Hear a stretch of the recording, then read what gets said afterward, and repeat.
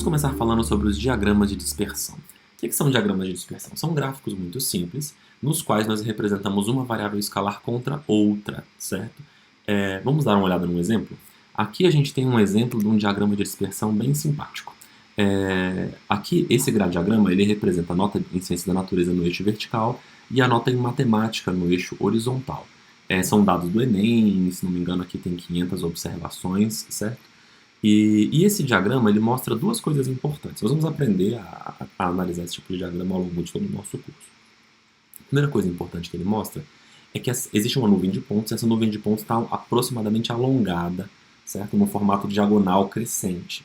Isso sugere que as duas variáveis estão associadas aproximadamente, certo? Isso sugere, por exemplo, que os estudantes, e o que de fato ocorre, né? Que os estudantes com as notas mais altas aqui em matemática, estão vendo? Esse povo aqui, eles também são os estudantes com a nota mais alta em ciências da natureza. Que os estudantes com a nota mais baixa em matemática são também os estudantes com as notas mais baixas em ciências da natureza, certo? Então, isso sugere sim que essas variáveis estão associadas, como nós veremos posteriormente. Uma outra coisa que aparece nesse diagrama é que essa associação é bastante ruidosa, ela sofre de ruído. A gente pode chamar isso de ruído, de flutuação estatística, mas de forma mais adequada nós podemos nos referir a essas variações como variações individuais, ou variações da escala individual. Quer dizer o quê? Que nós até podemos afirmar que as notas de matemática e ciência da natureza estão associadas na população, aproximadamente, em média, certo? Mas, necessariamente, nós precisamos reconhecer que existe uma grande dispersão dos indivíduos em torno dessa tendência central, certo? Dessa tendência central de associação entre as duas notas.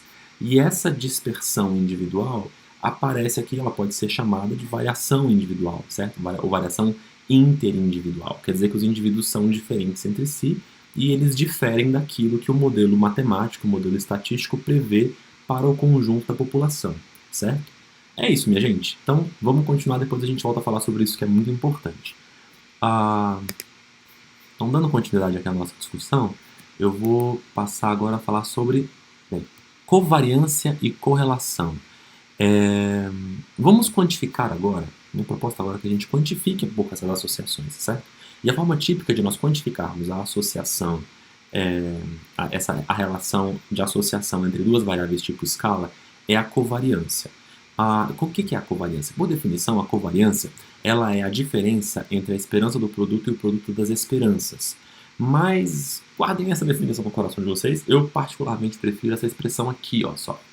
Ela ajuda a gente a entender um pouco mais o que está acontecendo na covariância, na minha opinião. E ela é equivalente à definição que eu acabei de enunciar. O que é essa expressão da covariância? O que ela está dizendo?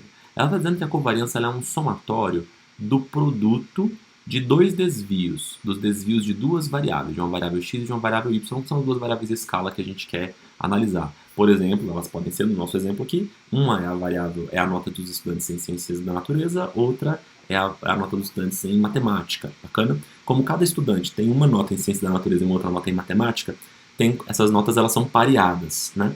E por isso a gente consegue calcular correlações e covariâncias. Vamos dar uma olhada aqui de novo na covariância. Então a covariância ela resulta do produto do desvio de uma variável pelo produto do desvio da outra variável, cada uma desviada com respeito à sua própria média, certo? Lembra que essa barra em cima aqui quer dizer média. E você vai somar tudo isso aqui, vai dividir pela quantidade de graus de liberdade desse somatório, e isso que você obtém é a covariância. Vamos refletir um pouquinho rapidamente sobre o que vai acontecer quando você fizer isso, certo? Vou propor três situações diferentes. Uma primeira situação é que uma variação positiva em x corresponde a uma variação também positiva em y, certo? No nosso exemplo, será que um estudante que tem uma nota acima da média em matemática, ele mais provavelmente terá uma nota acima da média em ciências da natureza ou abaixo da média, certo? Então, se esses desvios tendem a flutuar juntos, em média, tá? Usualmente, okay? Haverá exceções. Se eles tendem a flutuar juntos, quando você fizer aquele somatório, você vai estar sempre multiplicando, por exemplo, se esse cara aqui deu positivo, esse cara aqui vai dar positivo, certo? Então, positivo com positivo, multiplicar com positivo dá positivo. Se esse cara aqui deu um desvio negativo, esse aqui provavelmente vai dar negativo. Então, quando você multiplicar um pelo outro, vai dar positivo. Quando você somar vários termos positivos, você vai ter uma covariância positiva, certo? Agora imagine uma situação oposta.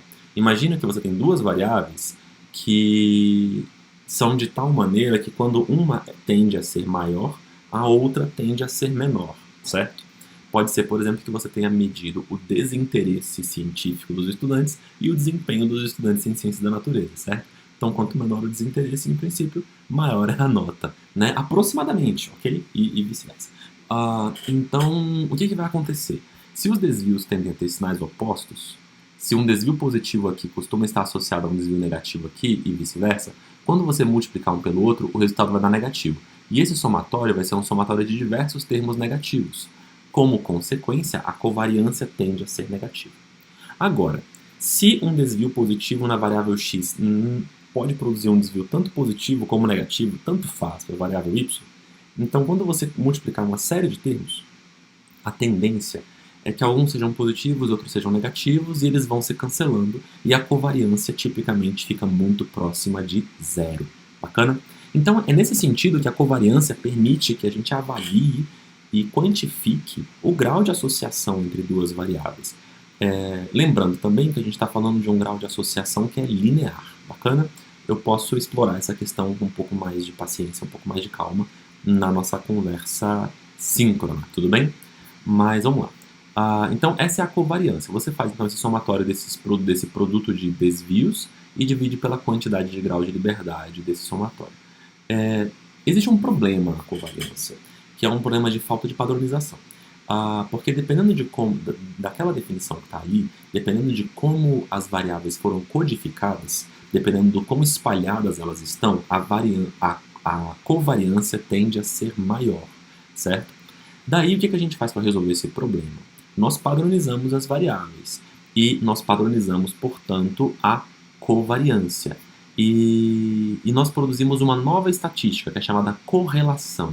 Então, a correlação de x com y é definida como a covariância de x com y dividida pelos desvios padrão de x e de y.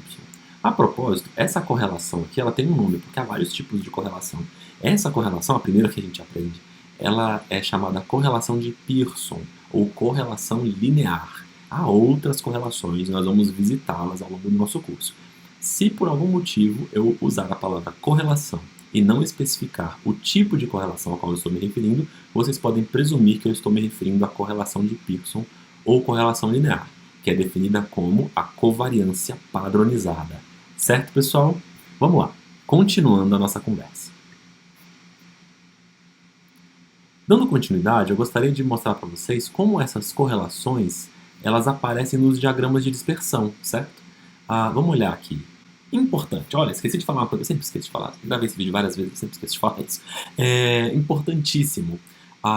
Quando nós padronizamos a covariância para produzir a correlação de Pearson, nós impusemos que exista um limite inferior e superior para a correlação. Então, assim, a covariância ela não é limitada, ela pode assumir qualquer valor, positivo, negativo, certo?